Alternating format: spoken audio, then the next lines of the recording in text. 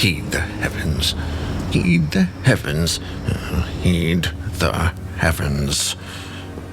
And heed them I shall, and I am certain to find them once again lacking of anything worthy of my heeding. Sigmar tests me, though there is little left for him to test. The Piper.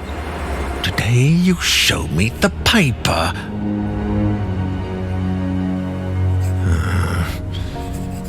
We shan't see the third constellation tomorrow. I'm sure of it.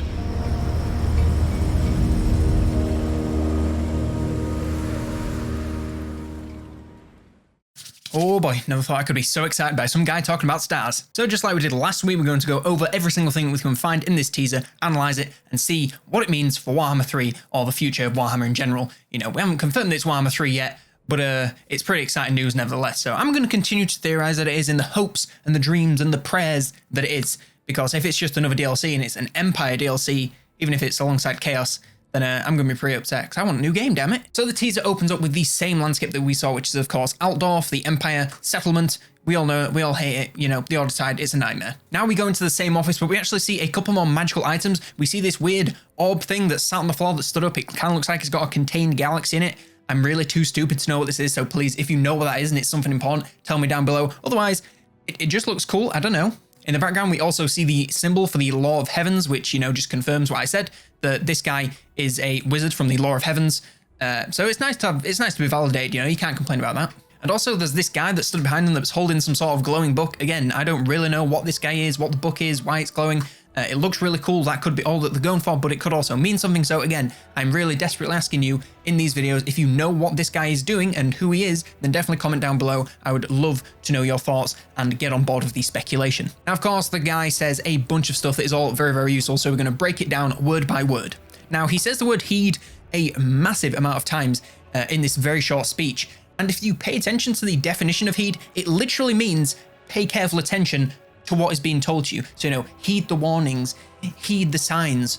And what this is basically CA telling us this stuff is very important. So you definitely want to carefully pay attention to it. And also, you know, this guy's carefully paying attention to the stuff. So he knows what he's talking about and what he's saying is correct. So pay attention to what he is saying. At least that's how I'm interpreting it. Also, now I realize that in the last teaser, he said Grand Theogonist, which is basically the leader of the Cult of Sigmar. It's kind of the equivalent to the Pope in the Empire. So that's a bit of an oops from me.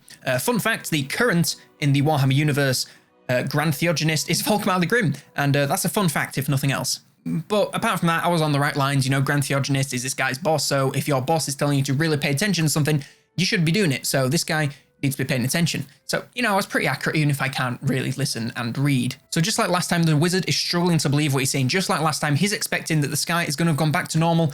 And what he saw last time, it was just, you know, an illusion. It wasn't correct. He was just mistaking it for something else.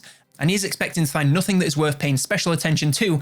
And he thinks that this is all a test from Sigmar. So a lot of people felt that way. You know, you think it's a test from God and you're like put through this horrific trauma. So if this guy thinks he's been tested by his God because he's seen these constellations, we can guess that these constellations are some pretty serious shit. So what they are showing us, we really need to pay attention to it because this guy thinks it is a message or a challenge from God. Sigmar, the same thing. So he tells us that this time we are seeing the Piper constellation. Now, the Piper constellation is the sign of the Trickster. Now, could this mean Tzeentch? Because as we all know, Tzeentch is the Chaos Lord of fates and all sorts of mysterious entanglement things.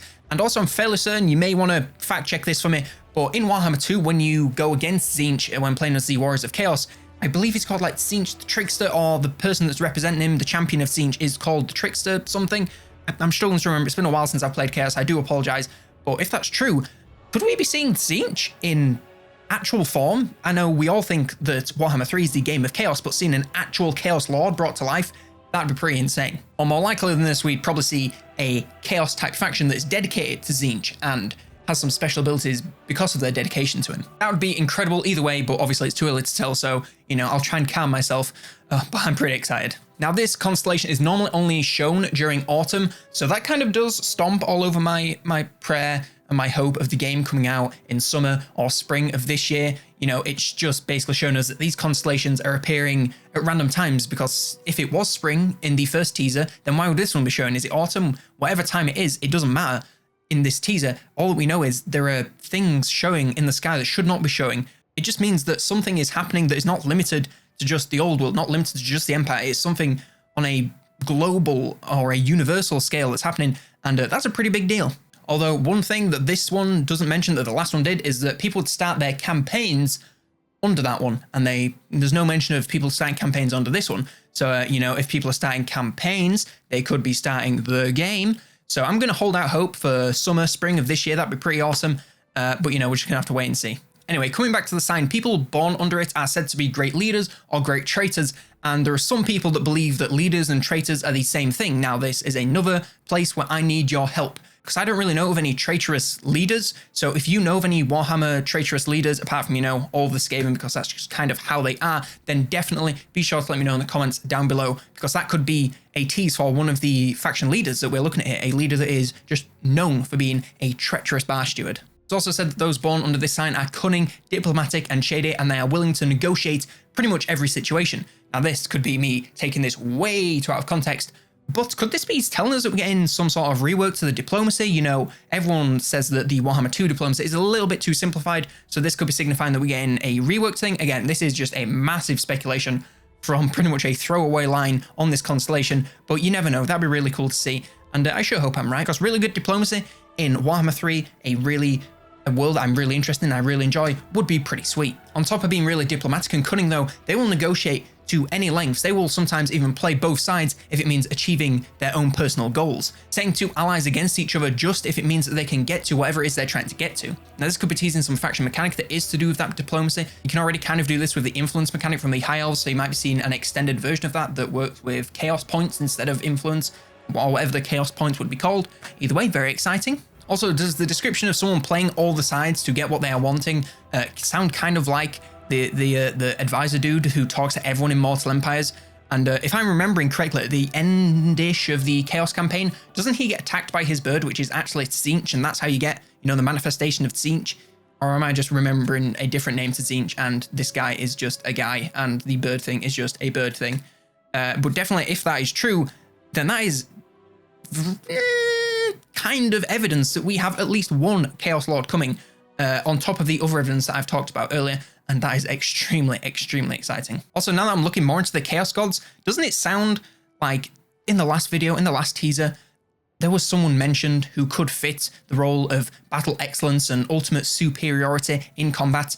I'm of course talking about that guy right there, Mr. Chaos Cornflakes.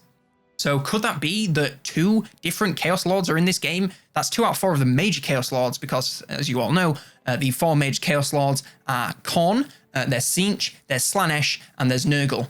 So if we get a couple more teasers, we're definitely going to have to keep an eye out for things that could symbolize these other 2 major Chaos Lords, because if we get all 4 of them mentioned in each of these teasers, then that is severely strong evidence that we're going to see at least 1, if not 4 different Chaos factions, which would be absolutely bananas. I would love that. Come on, make Chaos great again. That's what we need. Now for Constellation, the last thing that he says is he's confident that we will not see the 3rd Constellation tomorrow.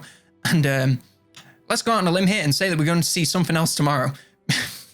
I'm not going to lie to you, mate. If you didn't believe the first one, and you're not really believing the second one, and you say, no, the 3rd one can't possibly come tomorrow, I think the 3rd one's coming tomorrow. You know, I don't want to sound like a heretic or anything like that, but yeah, I'm going to guess that we're going to see something tomorrow. So I'll see you tomorrow. Probably, maybe. Who knows?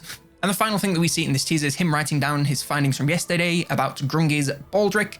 And that doesn't really tell us anything that we didn't know already. You know, it's just a symbol of battle excellence and martial prowess and da-da-da-da-da. So that concludes this analysis of the 2nd teaser trailer from Total War, and say, oh my god, these are so stupidly exciting. Please let me know down in the comments below what you think that this trailer means. Anything that I might have missed, please let me know. I really do want to know. This is a very exciting time, and I definitely want to hear all your thoughts about it. So if by some miracle we do manage to get another teaser tomorrow, which, let's be honest, we probably are given what he's just said, then be sure to subscribe to the channel, hit the bell notification, because you do not want to miss this coverage. This is stupidly exciting stuff. If this is Warhammer 3, then this is going to be the biggest hype payoff of all time. If this is not Warhammer 3, then I may cry myself to sleep once this is all over, because goddamn, I am so stupidly excited right now, because this is looking very, very exciting. So yes, thank you very, very, very much for watching. I do hope you have enjoyed this video. If you did, then, you know, be sure to leave it a like. I would appreciate it so very, very much.